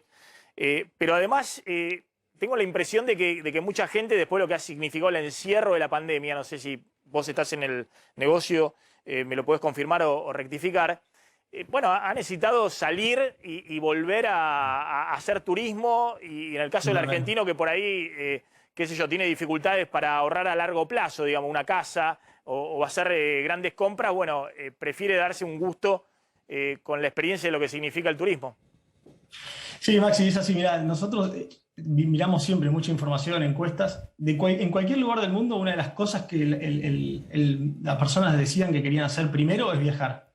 Y en Argentina no es la excepción. La gente quiere viajar. ¿Sí? Obviamente que si antes podías acceder a un viaje más lejos, ahora será más cerca, lo pagarás en más cuotas, irás a un hotel de menor categoría si tu bolsillo está flaco, pero la intención de viajar como concepto de salirse después de tantos meses de encierro, de años en realidad, es algo que está y se repite en todos lados del mundo. Hoy, particularmente para lo que es turismo internacional, hoy es un buen momento igual para comprar, porque estás pagando en pesos, porque estás pagando a un dólar, que acordate que el turismo es el oficial más el 30, pero tenés el 35 que te tomás de ganancias, de impuesto a las ganancias ahora cuando cierra el año. Por lo tanto, hoy se empezó a ver una reactivación de argentinos queriendo bajar al exterior, porque previo a las elecciones, el tipo de cambio, las cuotas, tratan de meter todo en comprar paquete, ¿viste? Cosa de que en destino me quede lo menos posible, no sé, viajo en febrero, marzo, que me quede lo menos posible para pagar. Estás congelando el dólar de hoy, digamos, estás congelando el dólar de hoy o de cuando te llega la tarjeta ahora. Exactamente, y eso creo que se está notando, lo estamos notando todos estos días, y de acá creo que en los próximos meses va a ser un boom también. Francisco, gracias, muy interesante como siempre. Ahí estaba Francisco Vigo, el presidente de Almundo y Avantrip. Muy interesante lo que está ocurriendo con el tema turismo, ¿no? Y el gobierno está esperando. Yo conté el otro día la reunión esta del presidente con los empresarios, que les decía que estaba esperando desesperadamente la apertura de las fronteras para que lleguen los dólares billetes, los dólares genuinos de los extranjeros, a ver si también ayudaban para ponerle un techo al dólar oficial. Hay un par de proyectos, digamos, dando vueltas. Uno, el que comentábamos acá, la devolución del IVA a los turistas extranjeros que vengan cuando gastan con tarjeta. Otro es directamente regalarle 1, 2 y hasta 3 noches de hotel, digamos, cuando se compran un paquete. Y si pagan con tarjeta. Claro, si en su país, digamos, distintos incentivos, pero por ahora ninguno de un precio, digamos, de dólar que se reconozca cercano a lo que es el dólar para el euro, tan cerca de 200 pesos. Sí. ¿No?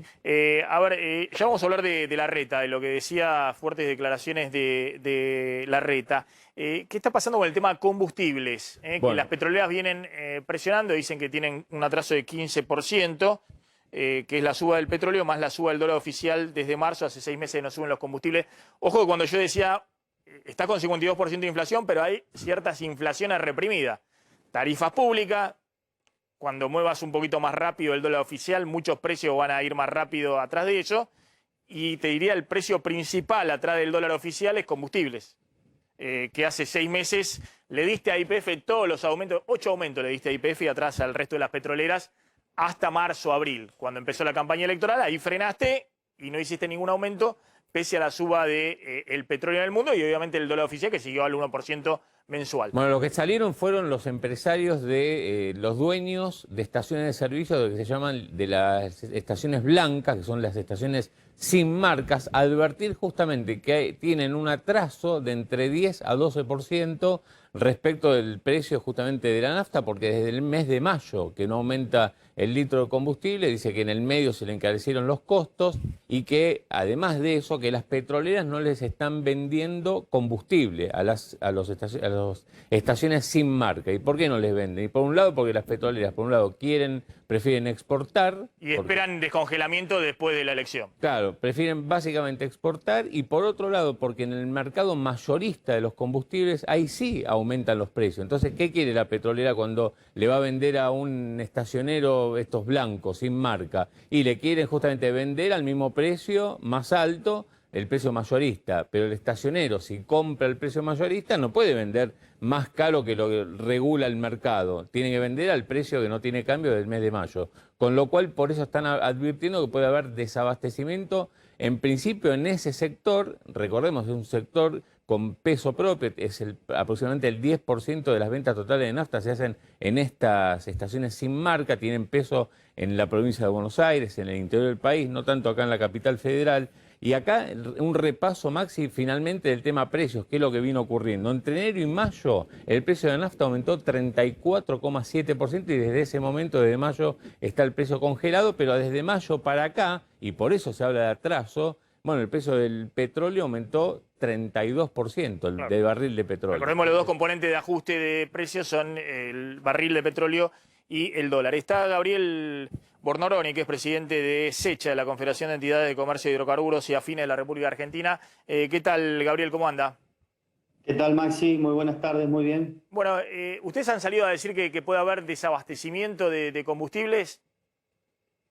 Sí, de hecho hay desabastecimiento en las estaciones de servicio, como recién bien lo explicaba, en las estaciones de servicio que son de bandera blanca o sin marca, las petroleras que le inyectan combustible o le venden combustible a través del canal mayorista, le han dejado de vender. Entonces se van quedando sin producto y tienen producto 2 días y 1 semana no. En la Argentina hay 5.010 estaciones de servicio, 1.060 son blancas, que no tienen un volumen importante, pero están en todas las provincias, en el interior de cada una de las provincias, como también lo decían recién. O sea, más de 1.000 estaciones de servicio hoy en la Argentina están con problemas de abastecimiento.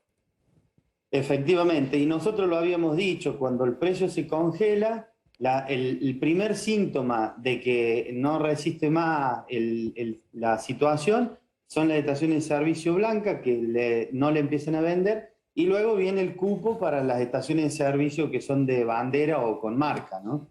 Por eso yo contaba que hay un problemón, digamos, después del 14 de noviembre con el tema de esta inflación reprimida de algunos precios y, ojo, el tema combustible. Y ahí, obviamente, la presión después de la elección va a ser de YPF, digamos, que lidera siempre los aumentos de combustible después el resto de las petroleras. YPF necesita y ahora se va a alinear precios porque tiene todo un esquema de financiamiento muy grande y necesita mostrar al mercado que sus números dan bien. Ahora, ¿qué están esperando, digamos, para no sé, los próximos 3 o 4 semanas?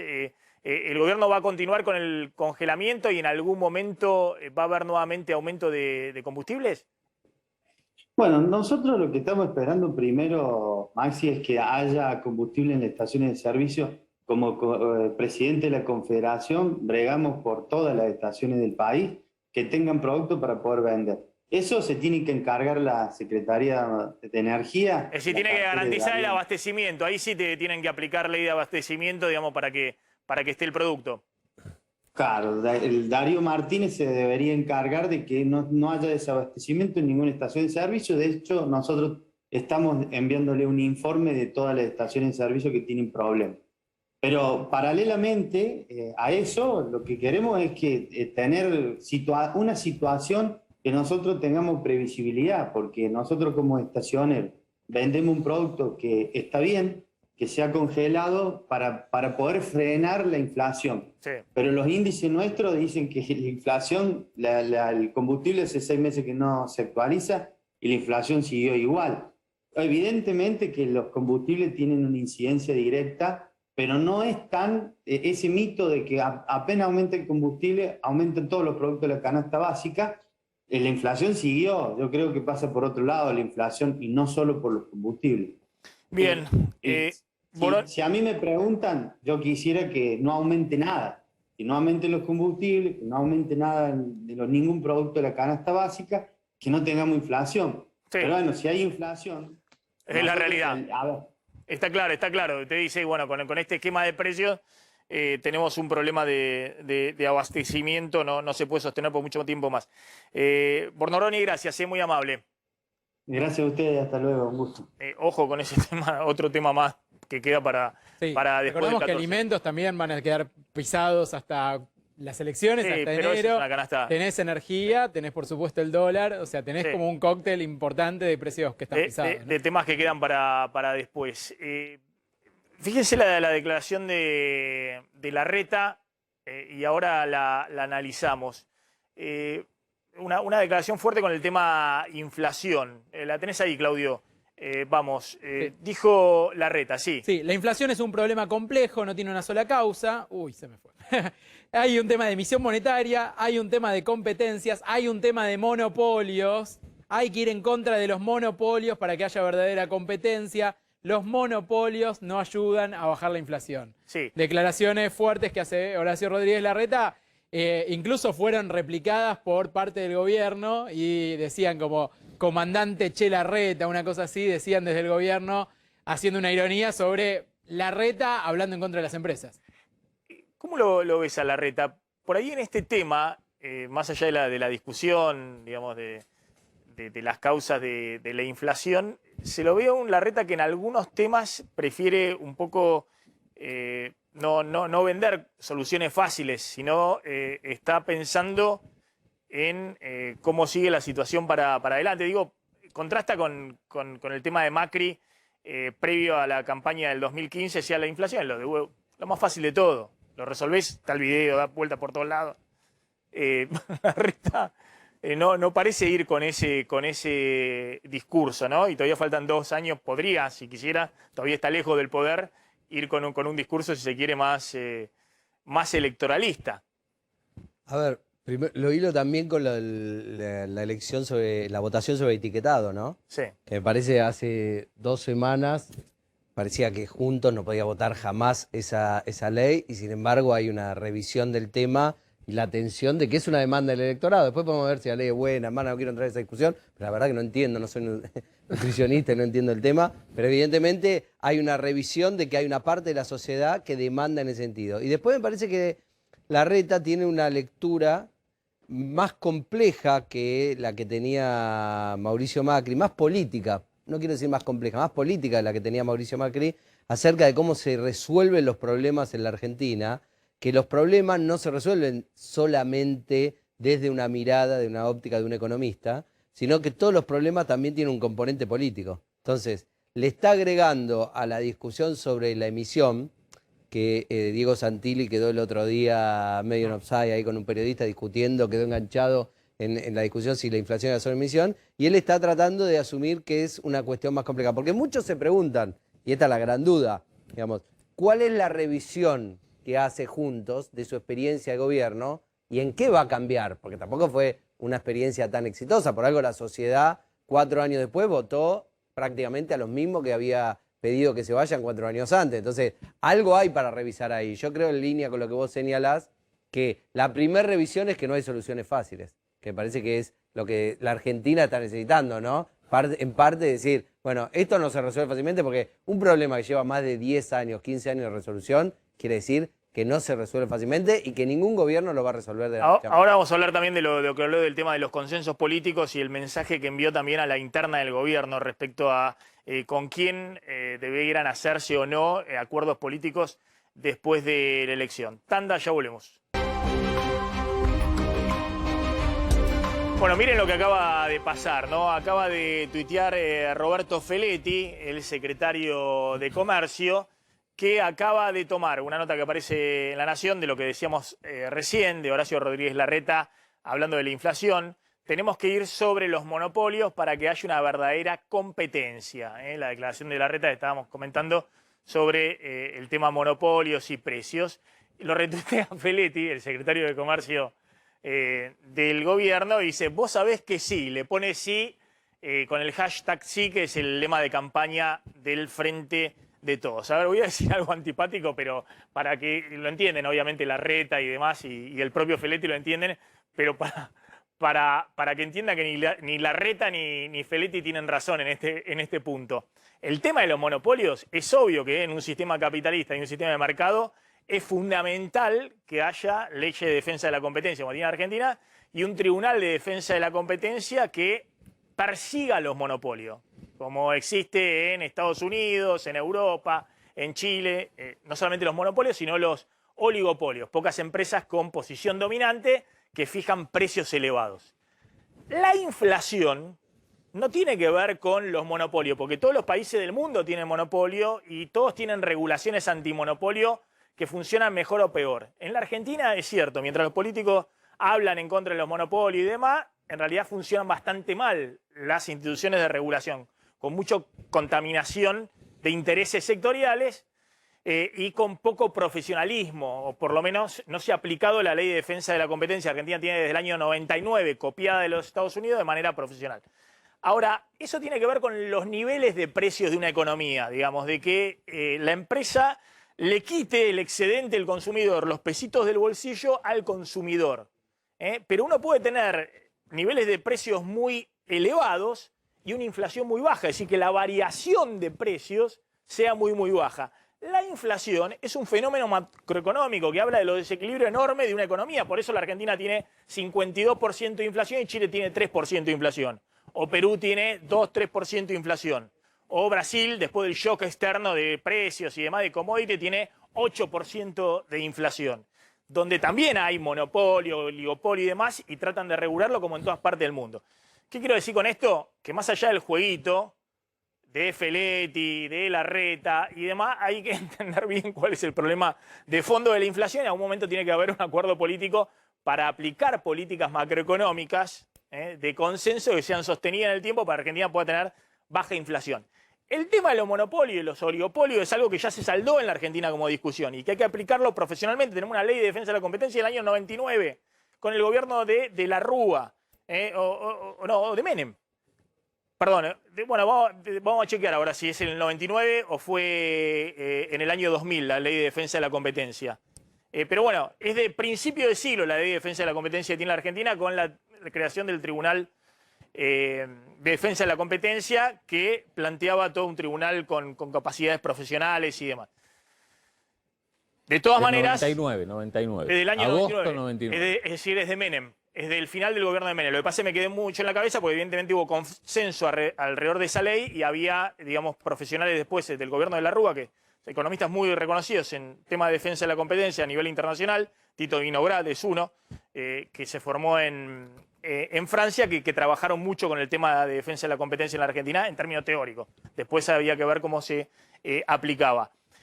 Lo que sí impresiona y mueve el tablero político en este momento es la declaración de Larreta hablando de las empresas, que insisto, sí, tienen en muchos casos en la Argentina donde hay posiciones dominantes muy evidentes en todos los sectores, fijaciones de precios más altas, quitándole excedente al consumidor, es decir, los mínimos ahorros o los mínimos ingresos que puede tener el consumidor, y eso, como en todo sistema capitalista, hay que obviamente regularlo. Maxi, también aparecieron críticas a Larreta del lado de los liberales. Me imagino, claro. Mezcló todo Larreta. Claro, empezaron todos en filita a salir a pegarle. Uno de los que tenemos es a José Luis Espert como candidato a diputado. ¿Qué le dijo a Larreta? Por la provincia de Buenos Aires. Tenés un bloque de más de 100 diputados en el Congreso para transformar por ley el Mercosur en un simple tratado de libre comercio, abrir la economía a todo el mundo y hacer desaparecer los monopolios, pero no, vos sos un liberal de izquierda, oxímoron total. Esto es uno, hay otros que están pidiendo privatizar aerolíneas, que también es un monopolio. En Twitter salieron a matarlo a Larreta. Bueno, pero atención, porque hablamos de la ley de etiquetado, donde obviamente diputados de Juntos por el Cambio y de Larreta acompañaron, y hablamos de este tema de la inflación, que es una discusión más profunda, pero que sorprende con esta declaración el día de hoy Larreta. Está Adrián Sack en Estados Unidos, en Atlanta. Adrián, gracias por atendernos, como siempre. ¿Cómo estás? ¿Qué tal? Muy buenas tardes. Da para hablar, quizá para el día de mañana, lo de las causas de la inflación, ¿no? Es un tema que aquí, con las diferencias que tenemos, obviamente acá no se trata de un tema de emisión, es mucho más largo, pero tiene que ver con la oferta y la demanda, ¿no? Como para sumarnos justamente a este debate. Y acá están preocupadísimos por tener un 5.4% de inflación anual, que es un número que no ven ni de cerca desde hace 13 años. Algunos incluso hablan de una superinflación para el año que viene, pero son desmentidos tajantemente, ¿no? Pero bueno, eso si querés, mañana lo hablamos, junto con los temores al desabastecimiento, que acá, insisto, también se tiene en cuenta, pero por causas muy diferentes a las que vivimos en la Argentina. Exactamente, bueno, por la ruptura por el corte de la cadena de tentado, suministro, claro. de suministro mundial, por todo un tema de logística, por todo lo que está ocurriendo con el tema container, China y demás. Adrián, contame un poquito qué se dice del embajador designado por Biden para la Argentina. A ver, 30 segundos de esta declaración que hizo el nuevo embajador Mark de Stanley. Estados Unidos para la Argentina, Mark Stanley, que generó mucho ruido, digamos, porque dice lo obvio, que el gobierno tiene que presentar un plan para renegociar la deuda con el FMI. A ver. The economy. Sadly, Argentina is experiencing significant economic challenges, including its huge IMF debt and a prolonged recession. If confirmed, I will work to support Argentina's efforts to address those challenges. Trade. Two-way trade has been shrinking, and some U.S. companies are leaving the field due to regulatory barriers. If confirmed, I will keep engaging the Argentine government to address these challenges as we explore opportunities to expand U.S. trade and investment. Human rights. Argentina has not yet joined the United States and others in pressing hard enough for the protection of human rights and meaningful reforms in countries like Venezuela, Cuba, and Nicaragua. And if confirmed, I plan to engage with Argentine leadership at all levels to seek ways to achieve our mutual goal of a hemisphere that honors our highest ideals. Finally, as ambassador, I'll make it clear that America is truly back, that our presence is a positive one, that we're interested in deepening our... Bueno, ahí estaba el nuevo embajador designado por Biden para la Argentina. Adrián. Así es, Mark Stanley. Fíjate que en la primera parte de su declaración habla de un eufemismo que se usa en los Estados Unidos cuando querés hablar de problemas graves, problemas que necesiten demasiada inversión de energías, le llaman challenge, o sea, desafío, pero en realidad son problemas, son los grandes nubarrones que tienen en los Estados Unidos para hablar y referirse a lo que más les molesta a ellos. En este caso habla de trade, de negocios, que está absolutamente cortado, ¿no? U obstaculizado debido a lo que está sucediendo, por ejemplo, con las importaciones de Estados Unidos desde la Argentina, ¿no? Con la carne, con el aluminio, con los aranceles internacionales que hay, que en esa vía están cortados, pero a la vez las condiciones macroeconómicas de la Argentina inestables, y no solamente por la inflación, sino por la escasa previsibilidad de las normas que van cambiando a cada momento, es lo que más preocupa no solamente al embajador, a Mark Stanley, al nuevo embajador designado, sino también a Wall Street. Es de lo que se habla todo el tiempo, ¿no? Y para los que decían que los demócratas eran justamente más aperturistas y menos intervencionistas, bueno, tenés claro lo que está diciendo después acerca de los negocios que tiene Argentina con otros países. En otra declaración más ampliada habla de su temor a China, justamente a que instale China las redes de 5G o telefonía celular 5G, por temor a que justamente quiten los datos personales de los argentinos. Eso es lo que dice él, pero la verdad es que perdería Estados Unidos el control sobre las telecomunicaciones, a nivel empresario, ¿no? Las telecomunicaciones en la Argentina.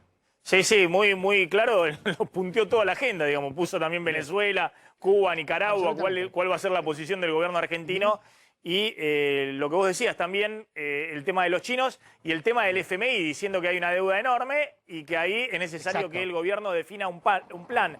Calcado lo que había dicho la secretaria del Tesoro y lo que llegó también de Washington desde el FMI. Sí, desde luego. No deja de ser un funcionario designado por Biden, aunque sorprende un poco el perfil de injerencia que tiene. Llamémosle, inventemos una palabra, injerencista, ¿no? De entrometerse en temas argentinos, sobre todo en la agenda política, ¿no? Lo que tiene que ver con la relación con Nicaragua, con Venezuela, etcétera. Bajo una línea bien clara. Adrián, gracias. Adrián Sack desde Estados Unidos. Facundo, dice Larreta, vamos a hacer un acuerdo político, no necesariamente tiene que ser con todos. A ver si está la declaración, la habíamos pasado en placa, pero me llamó mucho la atención. Fue una especie de mensaje diciendo... A ver. Dijo, no veo perspectivas de consenso, el consenso tiene que ser mayoritario, pero no tiene que ser con todos. Ahí está, quédate ahí. El consenso tiene que ser mayoritario, pero no tiene por qué ser con todos. Y después habla de... El consenso no me lo imagino con gente que cree que hay que prohibir la exportación de carne para que bajen los precios, que hay que congelar los precios, que no hay que condenar los derechos humanos en Venezuela, que el gobierno no tiene que ayudar a una provincia desbordada por temas de inseguridad como Río Negro, que hay que limitar la exportación de carne. Bueno, está enviando el mensaje, sí, puede haber consenso con el gobierno, pero excluye la agenda del kirchnerismo. Bueno, esto es, digamos, lo mismo que hizo Macri, ¿no? Es un clásico. Pero Macri no tenía una agenda de consenso, más tenía una agenda de acompañamiento, ¿no? Me tienen que acompañar en mi agenda. Él lo que está diciendo es, yo estoy dispuesto a construir una agenda, a tender puentes con algunos sectores del peronismo que quieran acompañar una agenda no tan liberal, no tan libertaria, ¿no? Construir como un centro moderado en que están sectores de juntos, mayoritarios, y sectores también del peronismo. No es fácil eso, ¿no? No es fácil porque en el imaginario es fácil, caligráficamente fácil. Ahora, la pregunta es, cuando después hay que llevarlo a la práctica, los sectores del peronismo se ordenan por quien tiene más votos, ¿no? Facundo, gracias. Como siempre, gracias Pablo Vinocourt por acompañarnos en el día de hoy. Tanda, ya volvemos.